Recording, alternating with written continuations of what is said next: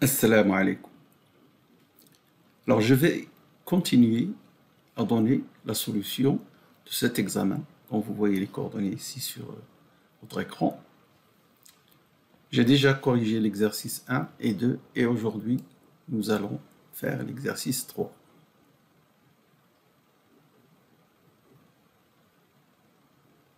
Alors, cet exercice, on en a fait beaucoup dans les travaux dirigés et même dans l'examen de la session ordinaire. L'exemple type d'un opérateur linéaire de cet espace très important L2. Donc, je vous rappelle que tous les espaces de Hilbert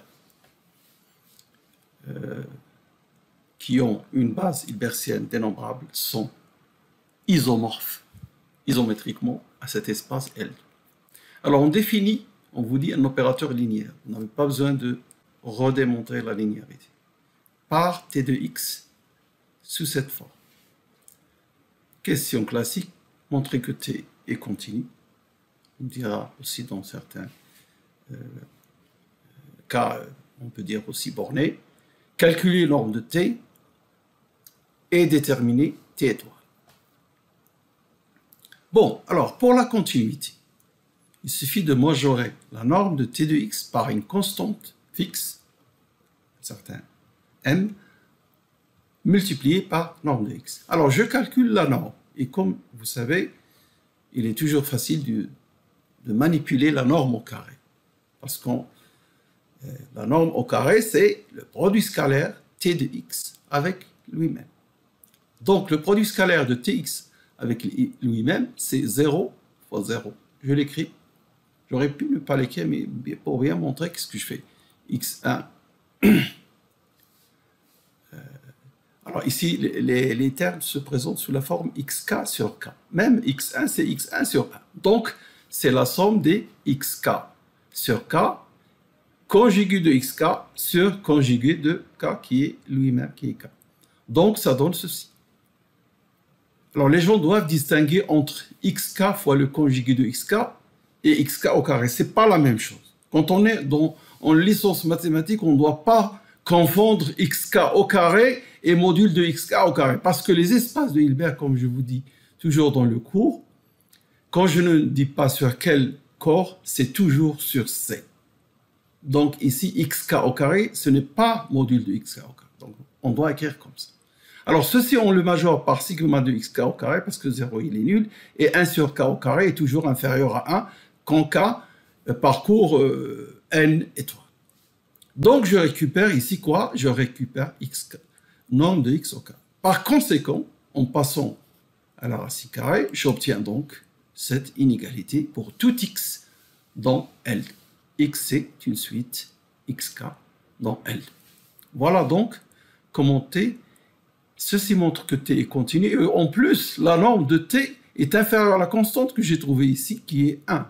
1 fois norme de x. Donc, ça nous renseigne sur la norme qui est inférieure à 1. Alors, pour calculer la norme, il suffit de montrer qu'elle est atteinte ou qu'elle est limite d'une suite de normes d'éléments de la sphère unité. Alors ça, c'est classique, on en a fait beaucoup de choses, comment démontrer. Pour calculer la norme, il y a une majoration, puis montrer que la norme soit atteinte, soit elle est limite d'une suite de normes d'éléments de la sphère ou bien de la boule unité. Alors, pour ici, on prend les éléments de la base hilbertienne que nous avons étudiée, la base En, qui consiste en En, N appartenant à 1, c'est l'élément dont tous les termes sont nuls, sauf celui de la nème place. Alors, E1, c'est ça. E2, c'est ça. Bon, ces éléments sont des éléments de la sphère. En particulier, E1, c'est un élément de la sphère, sa norme est égale à 1. E2 aussi, sa norme est égale à 1. Et revenons à la définition de la norme, comme on l'a donné dans le chapitre 1. Norme de T, c'est le sup des normes de T de X lorsque X parcourt la sphère unité.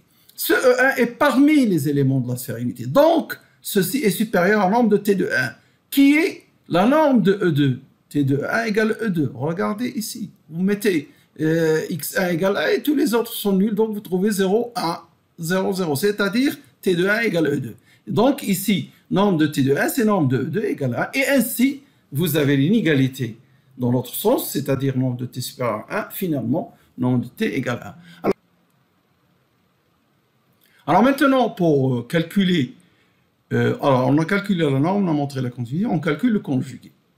Alors la définition pour calculer le conjugué, c'est de trouver quelque chose qui vérifie t de x, y égale x t de étoile de y, quel que soit x et y dans L2. Donc je pars d'un élément x et d'un élément y quelconque dans L2. T de x, y, c'est la somme des donc les composantes de t de x qui multiplient les conjugués des composantes de y. Regardez t de x. Et mettez que vous avez par exemple y ici à côté, y1, y2, etc. Donc vous allez multiplier 0 par y1, ça donne 0. x1, vous allez le multiplier par y2 conjugué. x1 avec y2 conjugué. Donc l'élément d'indice 1 de x va être multiplié par l'élément d'indice 2, y. x2 sur 2 va être multiplié par y3, et ainsi de suite. Donc, finalement, sans parler du 0 ici, je multiplie les xk sur k, puisque c'est comme ça, sont les éléments de t de x, avec les conjugués des composantes, mais avec un indice supérieur à côté de l'indice pour xk, pour k comme indice, vous mettez le suivant, yk plus 1 conjugué. Ensuite, vous transformez cette écriture, juste mettre le k ici, à l'intérieur, son conjugué c'est lui-même, et là, ça apparaît comme le produit scalaire de x avec t de étoile de y, ou t étoile de y, c'est la suite xk plus 1 sur k, c'est-à-dire, elle commence par y2 1 sur 1, y3 sur 2, etc. Voici le conjugué. Et d'après l'unicité, il n'y a pas d'autre solution. C'est ça, cette relation, quand elle est écrite pour tout x, y, il n'y a pas de doute, le conjugué, ce que vous avez trouvé ici. Donc, voilà le conjugué. Alors, je voudrais bien faire cet exercice autrement pour donner beaucoup plus de pistes aux gens comment on fait un exercice. Mais là, nous devrions revenir un petit peu, on doit revenir en arrière parce que nous avons déjà vu dans le cours, les travaux dirigés, et même dans l'examen ordinaire, les opérateurs RL, shift à droite, shift à gauche, déplacement à droite, déplacement à gauche, et l'opérateur diagonal, celui-ci.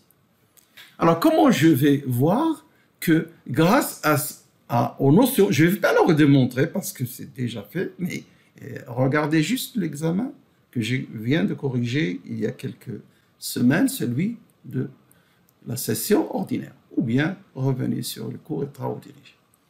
Alors cet opérateur R, nous avons vu qu'il est de norme 1 et que son conjugué, son adjoint, c'est L. Et inversement, L est de norme 1 et son adjoint, c'est R aussi. Donc ils sont adjoints l'un de l'autre. L'opérateur diagonal, celui-ci, avec la suite 1, 1,5 qui le fabrique ici, qui est une suite de nombres réels, donc son conjugué, c'est lui-même. Nous avons même étudié d'une manière générale l'opérateur diagonal qui est la suite alpha k xk, lorsque alpha k est une suite bornée. Et nous avons dit que l'adjoint, c'est l'opérateur qui, à x, fait correspondre alpha k conjugué que multiplie x. Mais ici, ce sont des réels, donc c'est un opérateur auto-adjoint. Son adjoint, c'est lui-même, et on l'a déjà vu plusieurs fois. Voilà donc les relations que nous avons.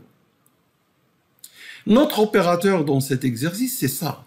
Alors, si vous regardez bien, ceci, c'est le déplacement à droite de l'opérateur diagonal, c'est-à-dire R rang D, ou on peut écrire RD. Ce sont des opérateurs de L2, l'algèbre des opérateurs linéaires de L2 vers L2. Donc, c'est RD.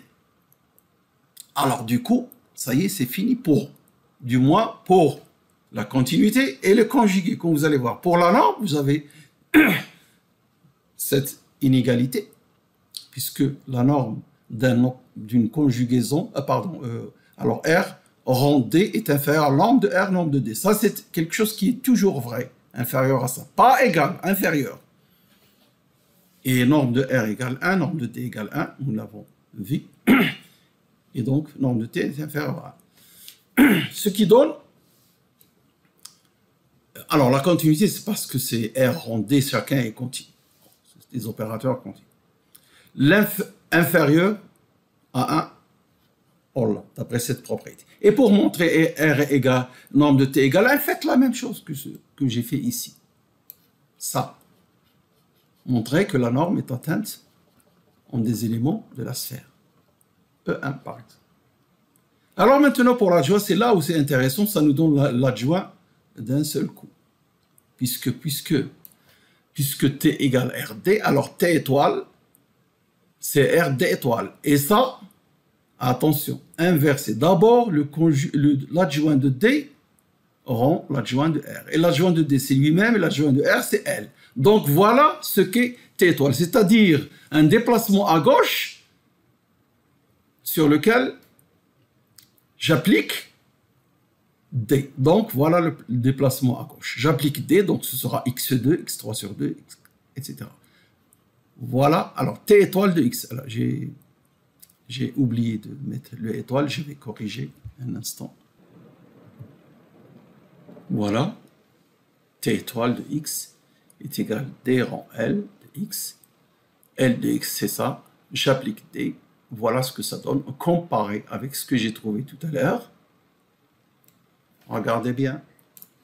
x3 sur 2, x4 sur 3, et ainsi de suite. Et x2 sur 1.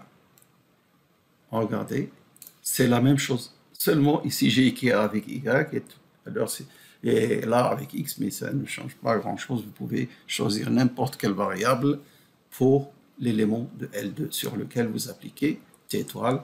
Voilà pour la solution de cet exercice. Je vous remercie pour votre attention et il me reste un exercice à faire, c'est celui-ci. Un exercice aussi très intéressant qui rentre dans le cadre des opérateurs linéaires, les normes équivalentes, donc comparables, dans un espace vectoriel norme. Au revoir.